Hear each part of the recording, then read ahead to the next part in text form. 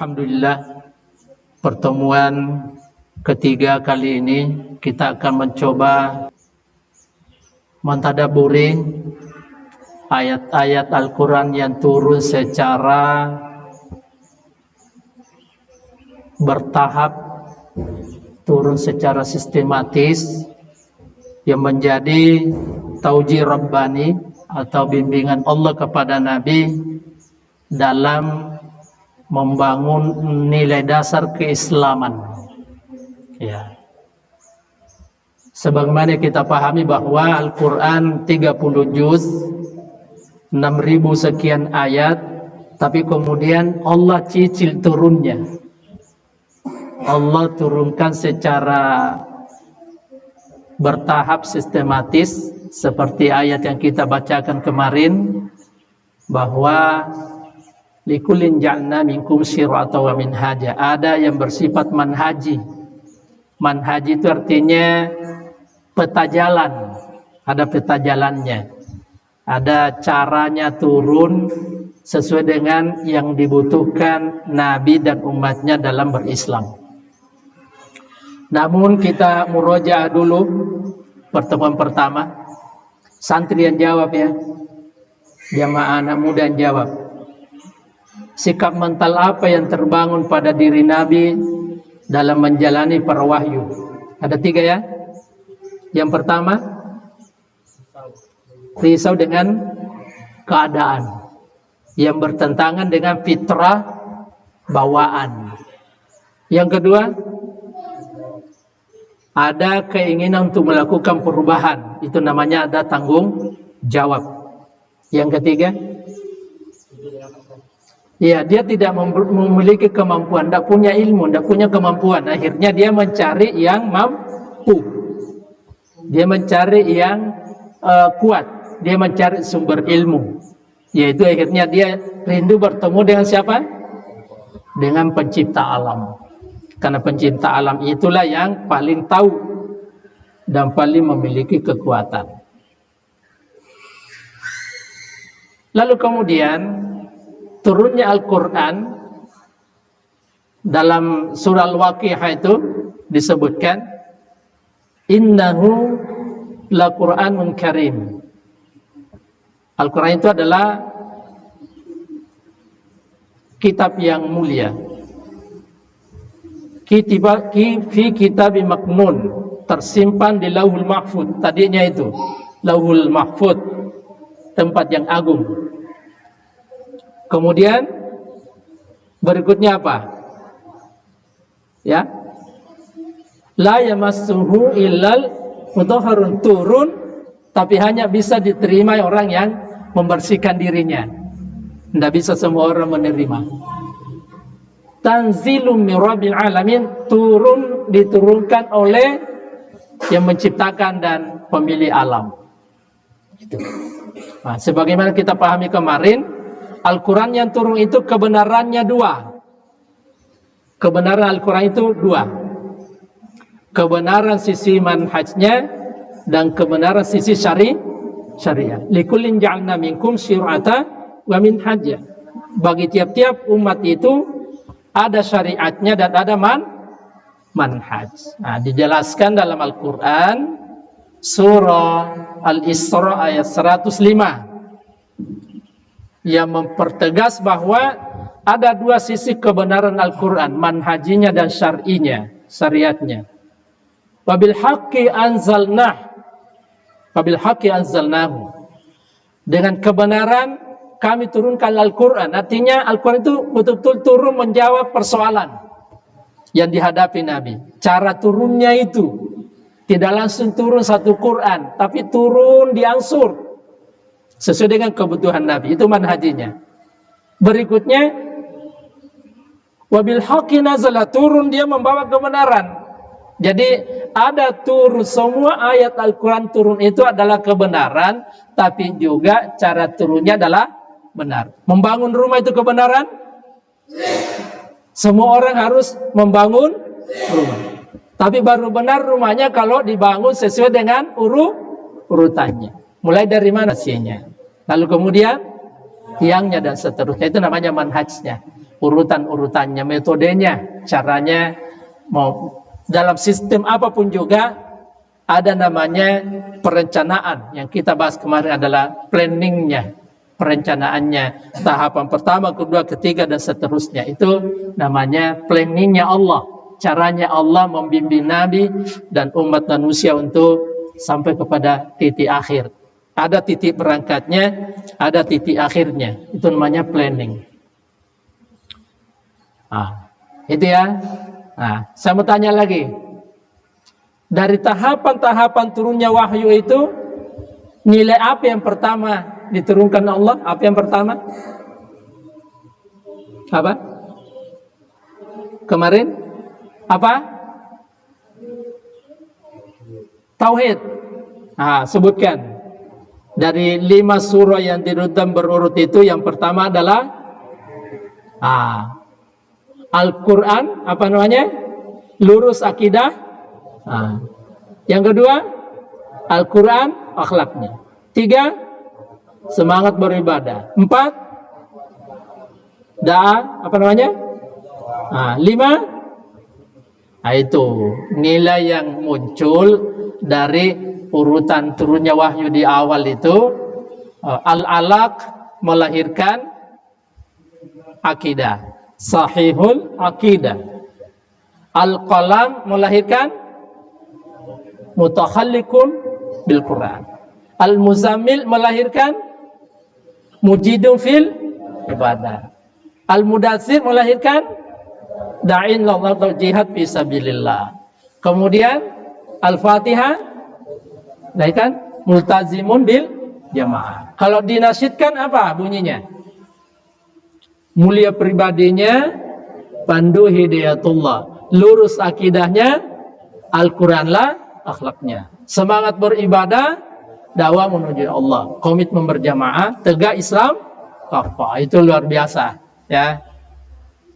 Luar biasa urutannya, dan sudah dijadikan nasyid oleh pandu hidayatullah. Nah, hari ini atau waktu singkat ini kita mau mulai dari ayat pertama.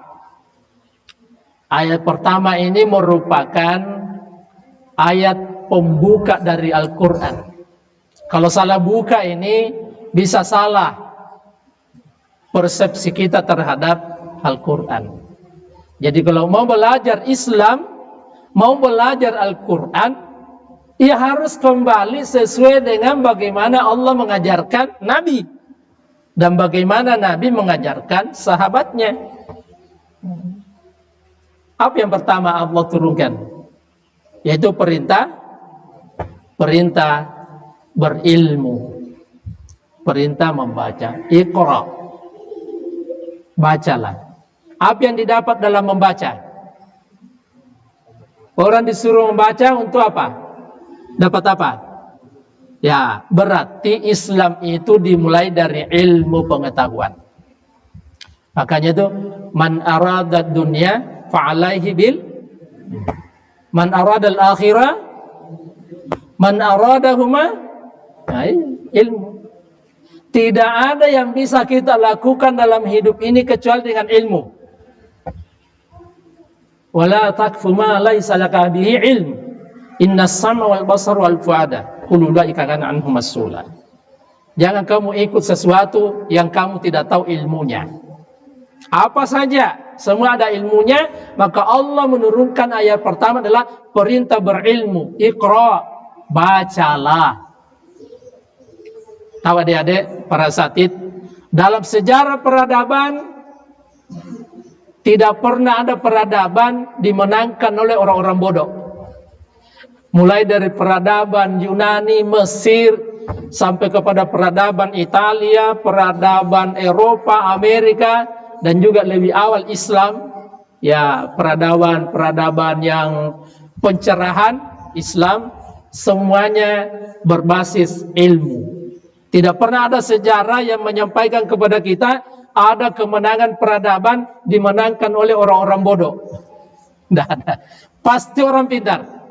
Yunani di sana lahir filosof, ada Plato, ada ada Socrates, ada Aristoteles. Itu orang-orang berpikir mendalam, punya ilmu pengetahuan, membangun peradaban Yunani. Mesir juga begitu, Eropa, India, Italia, ya, komunis hari ini, Cina, dan seterusnya. Itu karena kemampuan berpikir, kemampuan ilmu, kemampuan intelektual.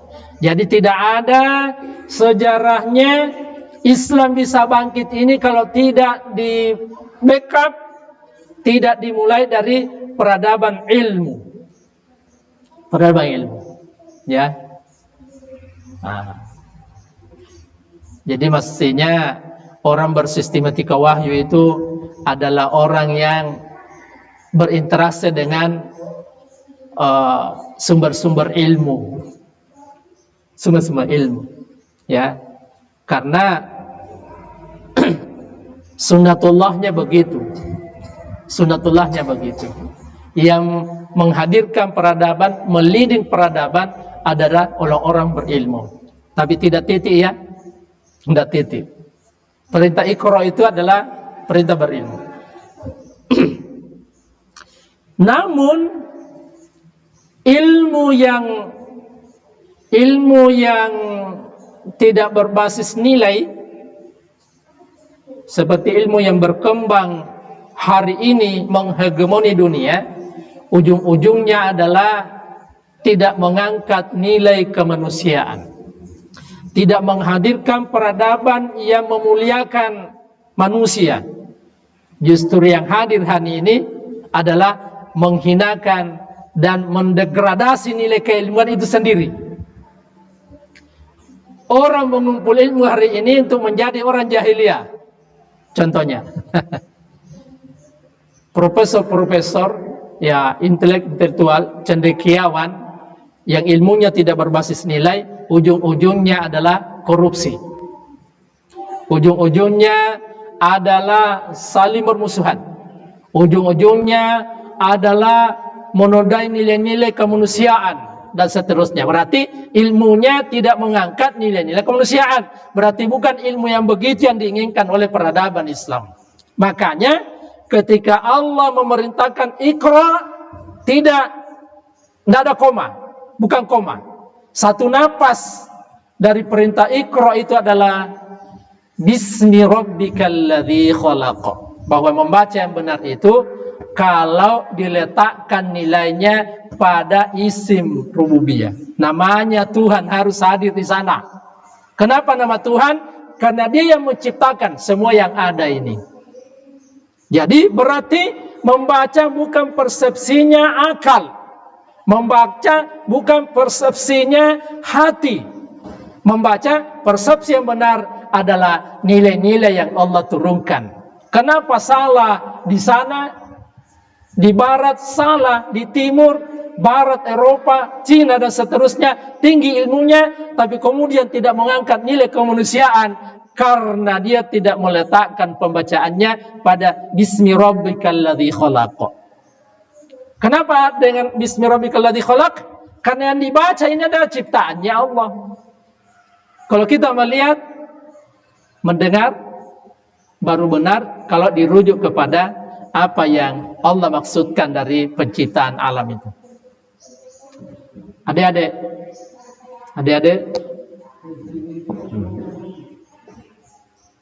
itulah makanya membaca ini itu ada nilainya. Membaca itu Iqra itu ilmu, tapi nilainya Bismi Rabbik. Jadi kalau membaca saja bertambah ilmunya, tapi tidak tumbuh nilainya. Bismi Rabbik tapi tidak membaca, apa itu namanya? Ya, dia lumpuh. Kata Imam Al-Ghazali, dia lumpuh. Kalau dia tahu tapi tidak ada imannya, berarti dia buta. Ada imannya tapi tidak berpengetahuan, itu berarti dia lumpuh. Padahal Islam tidak bisa dipisahkan karena dia satu paket. Iqra bismi rabbikal ladzi khalaq.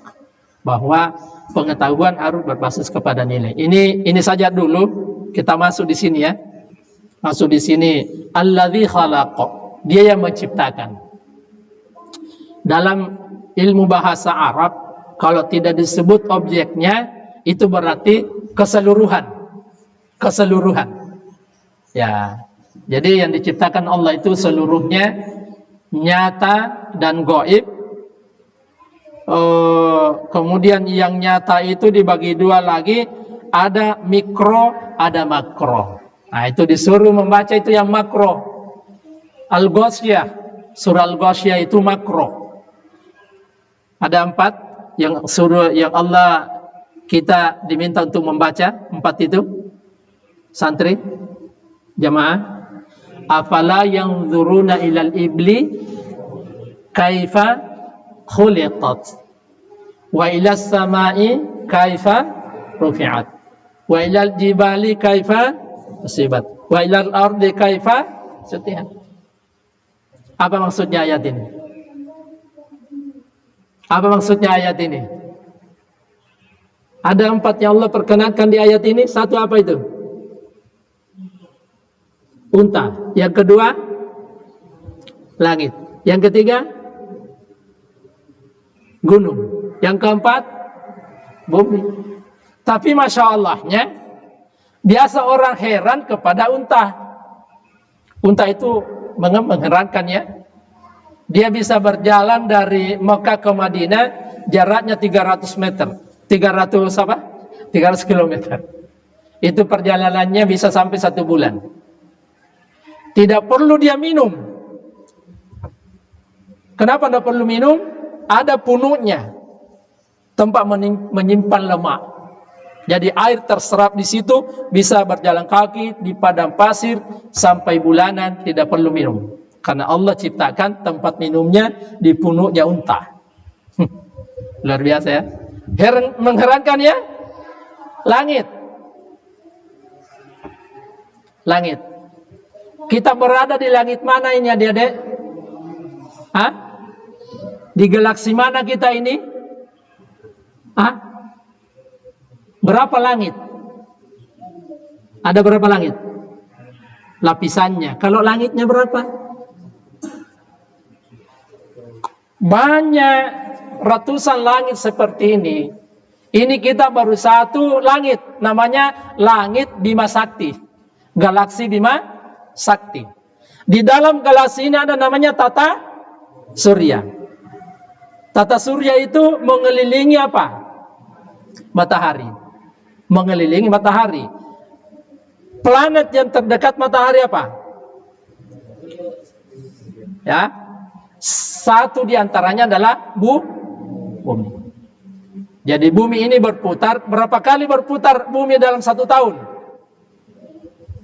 Itu namanya 1 tahun 1 kali putaran. Tapi dia berotasi pada sumbunya berapa jam? 24 jam. Luar biasa. Jadi dia mengelilingi matahari 12 bulan. Dia berputar pada sumbunya itu 24 jam. Itu terus berjalan. Ada satelit dekat bulan, namanya dekat matahari, namanya bulan. Bulan juga mengelilingi dan itu berputar sesuai dengan porosnya. Kira-kira itu bisa terjadi kalau tidak ada yang ngatur itu. Bisa kira-kira itu berputar terus kalau tidak ada yang ngatur. Masya Allah. Saya tanya dia, bintang yang kelihatan kecil besar mana dengan matahari? Siapa guru IPA-nya?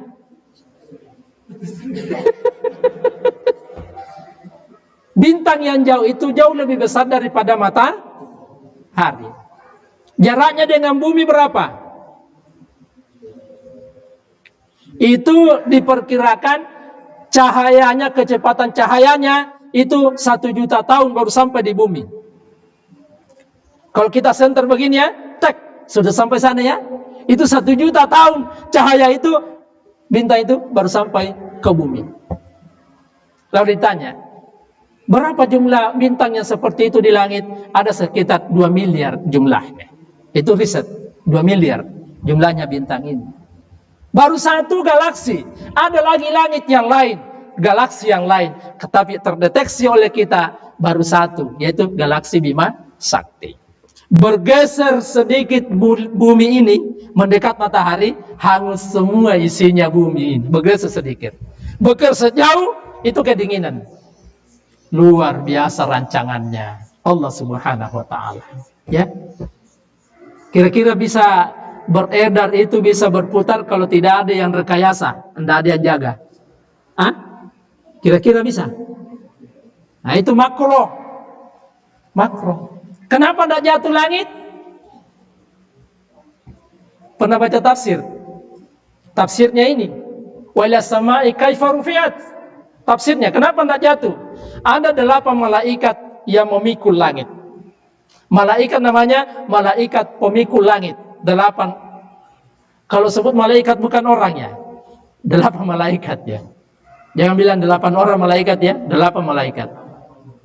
Dalam tafsir disebutkan, dalam hadis disebutkan, besarnya malaikat itu jarak bahunya dengan lehernya butuh perjalanan 350 tahun. Sini ke sini. Tapi tidak disebutkan apa langkahnya Nabi Adam atau langkahnya Nabi Muhammad. Yang jelas jaraknya bahu dengan leher butuh waktu 350 tahun perjalanan dari sini ke sini. Itu disebutkan dalam hadis seperti itu. Ada 8 malaikat yang memikul langit. Ada juga malaikat penjaga gunung dan seterusnya. Oh, hebat ya. Jadi kalau sudah sebut begitu, maka kemudian ketika Allah menyebut ayat tadi 4 itu, jangan takjub. Jangan takjub ke situ. Nggak usah terlalu takjub kepada unta. Jangan takjub kepada langit itu. Jangan takjub kepada gunung. Takjubnya kemana? Kaifa. Jadi luar biasa Allah menyebut situ. Kaifa khuliqat, kaifa rufi'at, kaifa nusibat, kaifa sutihat. Bagaimana Allah menciptakan unta itu? Bagaimana Allah meninggikan langit? Bagaimana Allah menegakkan gunung? Bagaimana Allah menghamparkan bumi? Fadzakir innama anta mudzakir. Beri peringatan seperti itu, tapi jangan pasangkan hidayah. Karena tugasmu hanya memberikan peringatan. Itu alam makro. Semakin dikaji ini, semakin yakin kita ada betul namanya Tuhan itu. Inilah yang dikatakan oleh Al-Quran, wala in sa'altahu man khalaqas samawati wal arda la yaquluna Allah.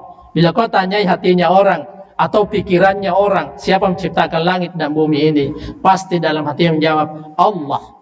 Karena tidak mungkin manusia. Tidak mungkin manusia. Nah, kita masuk di mikronya. Yang paling mikro dalam perciptaan itu adalah nutfah. Asalnya nutfah. Karena manusia ini ada karena nutfah. Nutfah itu diambil dari mana? Dari saripati tanah. Nutfah berapa hari kemudian menjadi darah? 4 bulan. Dari darah menjadi daging 4 bulan lagi. Dari daging menjadi tulang belulang 4 bulan lagi. Summa khalaqna nutfata alaqatan fa khalaqna nutfata idhaman fa kasawna al-idhama lahma. 4 bulan 10 hari. Prosesnya dari pembuahan sampai wa nafakha fihi min ruhihi. 4 bulan 10 hari prosesnya dari pembuahan sperma, ovum, ya kemudian berproses menjadi darah, menjadi apa lagi setelah darah? Mudghah, setelah mudghah menjadi tulang belulang. Menariknya di sini. Kajiannya Yahya Waloni, saya pernah dengar kajiannya Yahya Waloni masuk Islam itu karena persis riset ilmiah dengan ayat-ayat Al-Quran tentang anatomi tubuh manusia. Yang proses perciptaan itu dari nutfah, darah, kemudian daging, tulang belulang. Pas sempurna sistem tubuh manusia itu, organ tubuh manusia baru ditiupkan roh masuk. Sempurnanya itu 4 bulan 10 hari. Tidak pernah bergeser itu. 4 bulan 10 hari ditiupkan roh. Yang paling menarik, bagaimana caranya dari nutfah, darah, daging, tulang belulang, tiba-tiba ada jantungnya. Kok siapa yang buat jantung itu, meletakkan jantung itu? Kok ada limpahnya, ada ginjalnya, ada apalagi namanya? Paru-parunya, ada pankreasnya, ada alat pompanya dan seterusnya. Gimana caranya itu bisa jadi itu? Padahal dalam rahim ibu tidak ada polanya, tidak ada pabriknya. Cuma dimasukkan sperma, terjadi pembuahan, tumbuh dengan sendirinya. Itu di dalamnya. Tidak ada teknologi yang menyentuh itu. Dia tersusun dengan sendirinya. Masya Allah. Bagaimana jantung bisa bekerja ya? Bagaimana ginjal bisa bekerja? Bagaimana suplai darah dari jantung ke otak? Bagaimana pankreas mengelola membantu pencernaan dalam diri kita? Kemudian ada jadi daging, ada jadi kotoran dan seterusnya. Siapa yang bikin seperti itu? Itulah ayatnya. Wa fi anfusikum afala tubsirun. Ali bin Abi Thalib menyampaikan apa? Man arafa nafsahu faqad arafa rabbahu. Tapi secara sederhana Abdullah Said bilang begini. Kalau kalian tidak bisa membaca alam secara makro, tidak juga bisa meneliti anatomi manusia, organ tubuh manusia, cukup Anda bercermin. Ini Abdullah Said ini. Kalau Abdullah Said, apa kata beliau? Cukup Anda bercermin. Untuk melahirkan keyakinan Anda, cukup Anda bercermin saja. Bercermin, berdiri di cermin, berdialog dengan diri Anda, adik-adik. Kalau habis ini pergi bercermin, ini pesannya Abdullah Said dalam kajian Al-Alaq. Tidak usahlah kalau tidak bisa membaca secara makro, tidak bisa meneliti secara mikro, pergi bercermin. Maksudnya kalau bercermin kira-kira apa kaitannya? Bagaimana caranya kalau mau melahirkan keyakinan dengan bercermin itu? Apa yang Anda lihat di cermin nanti? Lihat wajahnya Anda. Berdialog dengan Anda. Ya Allah. Luar biasa prosesnya diri saya ini. Saya ini dari barang yang sangat hina namanya nutfah. Kalau tercecer di jalanan tidak ada yang mau pungut nutfah itu. Air mani kalau tercecer ada yang mau pungut. Itu caranya Abdul Said. Kalau ada tercecer air mani itu ada yang mau lap. Kalau bukan air maninya sendiri tidak mau lap itu. Ya, pergi dia menjauh. Saking hinanya asal kejadian manusia itu. Loh, ya Allah, tiba-tiba saya punya wajah seperti ini. Lalu berdialog, kata beliau, bagaimana ya Allah? Kalau susunan wajah saya ini berubah. Kalau alis saya di bawah satu, tidak sempurna sudah saya. Kalau telinga saya satu hilang, tidak sempurna saya ya Allah. Atau ada tapi lain tempatnya. Itu sih Abdul Said. Baru belakangan Dasalati menyampaikan bagaimana kalau telinga satu di pantat sini. Assalamualaikum, waalaikumsalam. Itu baru-baru. Kalau Abdullah Said sejak dulu. Bagaimana kalau tidak sejajar telinga ini? Coba bayangkan adik-adik, kalau modelnya manusia seperti sapi disuruh pakai celana gimana? Itu namanya surah At-Tin. Apa bunyi ayatnya surah At-Tin itu? Ya? Khalaqal insana fi ahsani taqwim. Menciptakan manusia secara fisik ya sebaik-baik bentuk. Mulutnya pas, hidungnya pas, matanya pas, alisnya pas, dagunya pas. Makanya kalau adik-adik berdiri di situ, kemarin saya larang ya, berdiri lagi, jangan lagi ada kumpul di pinggir jalan berdiri ya, mulai pagi sampai sore, malam juga apalagi. Karena itulah asbabnya turun wal asri. Karena hari itu banyak Nabi melihat orang cari kutu di pinggir jalan. merumpi di pinggir jalan, turun surah wal asri, demi waktu, sungguh manusia rugi. Jangan lagi ada berdiri situ. Nah, kalaupun berdiri, lihat perempuan. Apa yang Anda lihat kalau lihat perempuan lewat? Hah? Lihat wajahnya cantik. Apanya Anda nilai? Untung-untung kalau kembalikan kepada Allah, ya Allah, atas penciptaanmu ya Allah, cantik orang itu. Itu kembali kepada ayat. Tapi kalau di situ sampai sampai kesenangannya yang dimunculkan lupa dengan Allah, nah itu tidak bismi rabbik namanya. Dia membaca tapi tidak bismi rabbik. Luar biasanya, sederhana kalau mau mendatangkan iqra bismi rabbik, baca dirinya. Wa fi anfusikum afala tubsirun.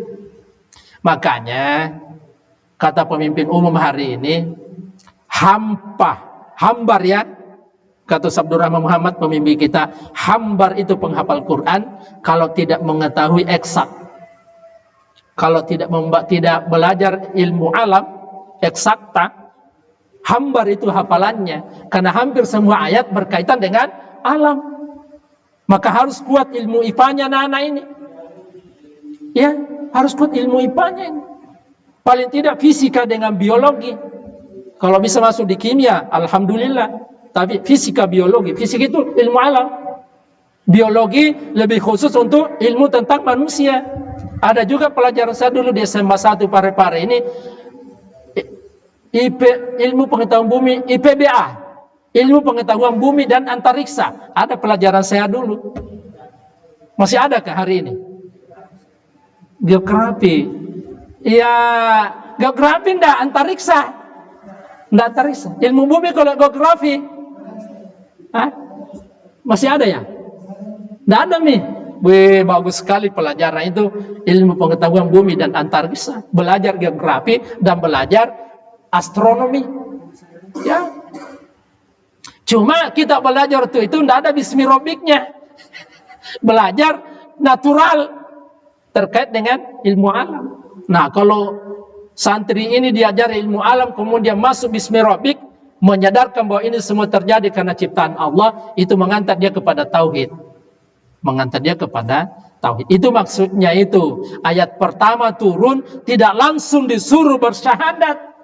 Persoalannya Islam hari ini, disuruh langsung hafal, asyhadu an la ilaha illallah, asyhadu anna Muhammadar Rasulullah. Baru tanya, dari mana Anda kenal Allah? Enggak, cuma hafalan. Itu metodologi dari bahasa itu. Itu syahadat hari ini hafalan saja.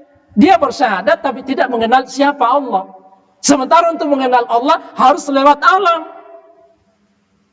Walladzi ba'atsa fil ummiyina rasulan minhum yatlu 'alaihim ayatihi wa yuzakkihim wa yu'allimuhumul kitaba wal hikmah wa in kanu min qablu fi dhalalin mubin. Ada 4 tugas kesalahan Nabi. Risalah yang dibawa Nabi 4. Pertama, memperkenalkan alam.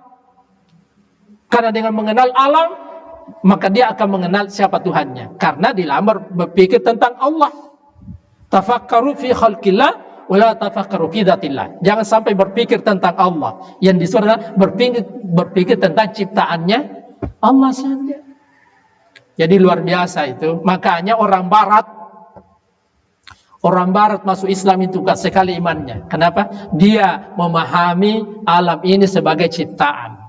Kita ini ya begini keislamannya karena turunan.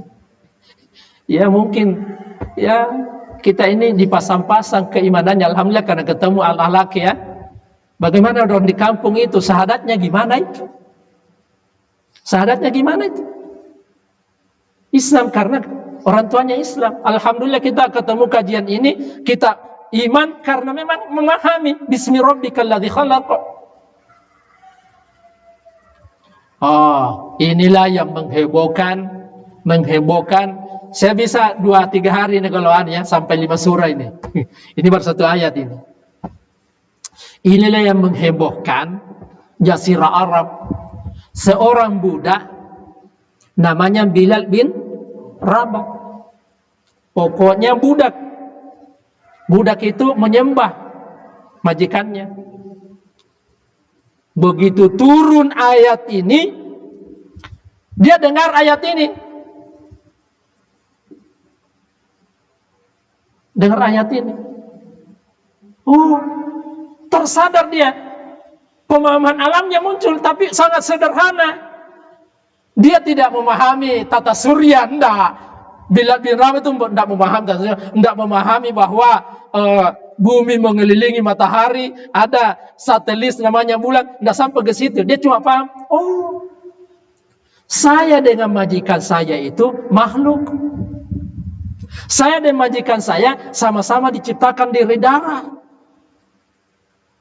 Berarti saya dengan majikan enggak boleh tunduk, menghamba. Dan majikan tidak boleh perlakukan saya sebagai budak. Langsung berdiri. Tuan, mulai hari ini baru saya paham, Anda dengan saya sama. Sama apa? Statusnya sama, saya makhluk, Bapak juga makhluk. Luar biasa ya, ini baru satu ayat. Karena sama-sama makhluk, mulai hari ini saya tidak boleh menyembah Bapak. Kan tidak lebih mulia Bapak dari saya, sama-sama diciptakan Allah dari darah yang hina. Min alaq. Wih, heboh Makkah. Loh, ada seorang Bilal budak melawan majikannya karena mendengar ajaran yang dibawa Nabi. Luar biasa. Diseret berhari-hari. Lalu ahad. Syahadatnya Bilal itu tidak bilang la ilaha illallah, belum diajarkan. Cuma dia bilang ahad, satu yang benar. Ahad, satu yang benar. Itu pencipta alam. Jadi budak, ditindih batu berhari-hari. Datang Abu Bakar As-Siddiq, dia mau bebaskan. Tidak mampu kamu membebaskan. Harus dengan harga yang setinggi-tingginya. Bilang harga berapapun.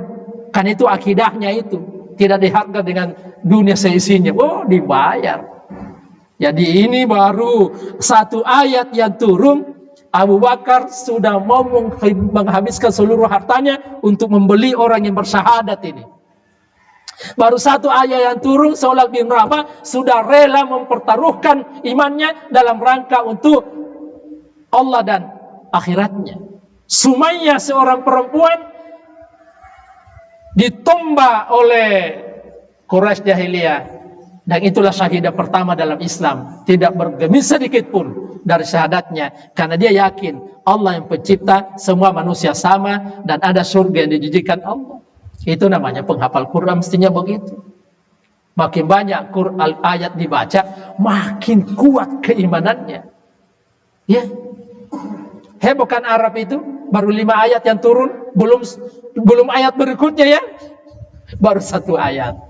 Inilah Bapak Ibu jamaah yang saya hormati, hendaknya kita memulai berislam dari ayat pertama itu, untuk menyadarkan kita makhluk, ada pencipta alam dan seluruh isinya, dan tujuannya adalah makhluk kepada Khalik adalah tunduk. 3 di sini ya. Di 5 ayat ini 3 sikap yang harus muncul dari manusia. Allah pencipta, manusia makhluk. Berarti makhluk harus tunduk kepada pencipta. Pencipta al-akram, mulia. Sementara manusia mimma'in mahin, dia hina. Berarti harus dia menyembah kepada yang mulia. Kemudian ayat keempat, allazi 'allama bil qalam. Dialah yang mengajarkan ilmu kepada manusia. Sementara Allamal insana malam ya'lam, manusia tidak tahu. Berarti kalau tidak tahu, dia harus berguru kepada yang paling tahu. Jadi 3 sikap yang muncul dari surah Al-Alaq ini. Pertama, ketundukan, penyembahan, dan ilmu pengetahuan. Ya, sumber itu sumber cipta, sumber mulia, dan sumber ilmu. Manusia tunduk, menyembah, dan berguru mengambil ilmu dari sumber ilmu pertama. Nah, kajian saya terakhir terkait dengan ini. Jadi ada 3 ulama yang lahir dari surah Al-Alaq. Kalau dia mendalami sains, berarti lahir ulama sains. Lahirlah Ibnu Sina. Mendalami gejala sosial, lahirlah ulama sosial, Ibnu Khaldun. Ya. Mendalami kitab, lahirlah Imam Mazhab. Ya. Mendalami tasawuf, membersihkan hati kemudian mendapat ilmu laduni, itulah namanya ulama sufi. Jadi mestinya jangan ulama itu hanya dilekatkan pada ahli kitab. Orang yang mendalami sains, meneliti dan seterusnya harus tidak disebut dengan ulama, tapi ulama di bidang sains. Mendalami gejala sosial, membaca gejala sosial, lahirlah Ibnu Khaldun. Dia juga ulama. Ulama sistem sosial. Mendalami kitab ya, jelas memang ulama. Ilmu-ilmu kitab. Terutama imam mazhab itu adalah ilmu-ilmu yang diperoleh dari kajian kitab. Dan ada juga ulama yang menangkap banyak ilmu-ilmu laduni yang kemudian tetap disandarkan pada syariah, itu juga namanya ulama. Jadi ada 3 jenis ulama ini: ulama sains, ulama kitab, dan ulama sufi. Tapi tetap harus berbasis kepada bismi rabbikal ladzi khalaq. Kenapa menyimpang orang mengkaji sains tidak bismi rabbik? Kenapa ada ahli kitab, ulama kitab yang menyimpang tidak bismi rabbik? Kenapa ada sufi menyimpang? Ya, mengikuti perasaannya, tidak bismi rabbik. Semuanya harus dirujuk kepada tuntunan syariah yang diturunkan Allah Subhanahu wa taala. Luar biasa, ya. Inilah yang menyebabkan halo? Kenapa orang mudah terbangun dipanggil bertemu dengan Tuhan? Karena dia yakin, keyakinannya terbangun bahwa segala sesuatu ada di tangannya Tuhan. Jadi ia terbangun dari hamba pertama dalam persoalan ibadah itu karena rindu kepada Tuhan. Adik-adik santri, kalau ada berita mau datang di sini jam 1 malam, bawa THR 1 juta 1 orang, ya, baju baru, sepatu baru, tas baru, dan beasiswa 3 tahun. Tapi datangnya jam 12 malam. Kira-kira ada tunggu? Ada tunggu ya? Hah? Jujur bilang, ada tunggu. Kalau Sajabar bilang, santri nanti malam jam 12 ada dermawan datang bawa THR 1 juta 1 santri. Baju baru, sepatu baru, tas baru, beasiswanya 1 tahun. Kira-kira mau tunggu? Jujur bilang mau tunggu. Bilang mau tunggu. Tunggu. Nah, kalau saya tanya lagi, kalau ada yang mau datang jam 12 malam, yang memiliki tadi semua itu, memiliki dermawan itu, jangankan tas, dia punya pabrik tas. Yang punya pabrik tas dia juga yang punya. Kira-kira mau? Mau juga? Mau? Itulah namanya pemilik segalanya adalah Allah. Ya, yang malas-malas bangun ini, sikap mental itu yang harus dibangun. Oh, mau ketemu pemilik alam. Kenapa Anda terpanggil bangun? Biasa-biasa saja itu Allah. Biasa-biasa saja. Tidak dapat juga apa-apa itu. Sikap mentalnya yang salah. Mestinya itu, Masya Allah. Kalau ketemu Allah di malam Lailatul Qadar, berapa pamit yang kita dapat malam 21? 1000 bulan ya? 1000 bulan. Masya Allah, itu yang dicari. Sayangnya tidak panjang. Jadi orang bisa terpanggil menemui Allah jam berapapun juga, itu karena dia rindu bertemu pemilik segalanya. Ya, kalau Anda tertarik kepada manusia yang kaya raya, mestinya lebih tertarik kepada pemilik orang itu. Itu sikap mentalnya dibangun begitu, ya. Nah, itu rindu. Yang kedua nanti rindunya itu karena ada beban. Ada beban. Jadi 2 yang mengundang orang menemui Allah itu al-alaq dengan al-qalam. Al-qalam itu adalah beban ideologi, beban perjuangan. Apa beban perjuangannya? Nun, wal qalami wa ma yasturun ma anta bi ni'mati rabbika bimajnun. Untuk menyelamatkan semua manusia ini harus dengan Al-Qur'an, nikmat Allah berupa Al-Qur'an. Nah, kalau seperti itu tidak ada Al-Qur'an, manusia semua tersesat dengan pemikiran manusia. Ya berarti harus naik jumpa dengan Allah, pemilik kekuasaan, pemilik kekuatan itu. Nah, itu yang mengundang kedua, rindu bertemu dengan Allah, karena memang Allah yang menciptakan, yang memberi dan seterusnya. Kemudian yang kedua rindu karena di sanalah penyelesaian masalah. Jadi kalau sudah al-alaqnya mantap, al-qalamnya mantap, insya Allah dia ber-al-muzammil. Pernah Ustaz Abdurrahman Muhammad menyampaikan, kenapa orang tidak terpanggil bangun? Karena belum tuntas al-alaqnya, belum tuntas al-qalamnya.